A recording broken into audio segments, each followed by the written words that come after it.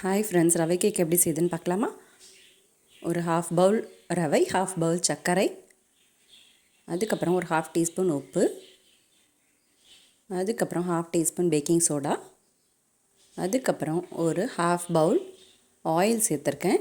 வாசனை இல்லாத ஆயிலாக பார்த்து சேர்த்துக்கோங்க.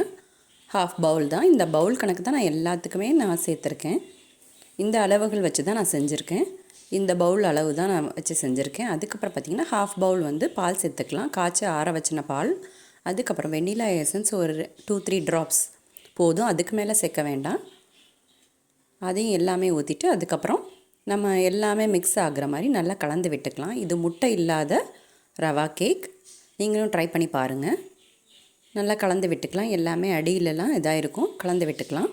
அதுக்கப்புறம் முந்திரியும் பாதாமும் குட்டி குட்டி பீஸஸாக கட் பண்ணி வச்சுருக்கேன். அதையும் பவுலில் சேர்த்துக்கலாம். நல்லா டேஸ்ட் கொடுக்கும். அதை நடுவில் கடித்து சாப்பிடும்போது குழந்தைங்களுக்கு ரொம்ப பிடிக்கும்.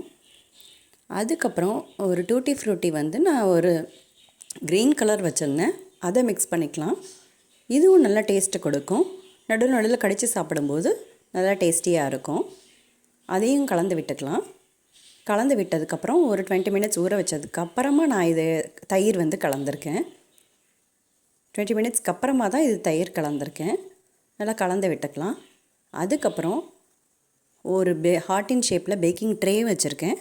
அதில் பார்த்திங்கன்னா ஆயில் தடவிட்டு நல்லா எல்லா இடமும் ஸ்ப்ரெட் ஆகிற மாதிரி ஆயில் தடவிக்கோங்க. அதுக்கப்புறம் மைதா மாவு நல்லா ஸ்ப்ரெட் பண்ணி விட்டுக்கலாம். எல்லா இடமும் படுற மாதிரி தூவி விட்டுட்டு அதுக்கப்புறம் லைட்டாக நம்ம கை வச்சு லைட்டாக ஸ்ப்ரெட் பண்ணி விட்டுக்கலாம். அதுக்கப்புறமா இந்த மிக்ஸிங்கை ஹாஃப் பவுல் கிட்ட ஊற்றுங்க. ரொம்ப ஃபுல்லாக ஊற்ற வேண்டாம், ஹாஃப் பவுல் கிட்ட ஊற்றிருக்கேன். அதுக்கப்புறம் ஆல்ரெடி குக்கர் நான் ப்ரீ ஹீட் பண்ணி வச்சுருக்கேன் ஒரு 10 மினிட்ஸு.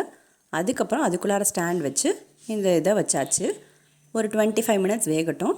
அதுக்கப்புறம் பார்த்திங்கன்னா வெந்துருச்சு. நம்மளோட ரவா கேக் ரெடி ஆகிடுச்சு. இது மாதிரி நீங்களும் ட்ரை பண்ணி பாருங்கள். எப்படி இருந்துச்சுன்னு கமெண்ட்டில் சொல்லுங்கள். முட்டை இல்லாத ரவா கேக் ரெடி.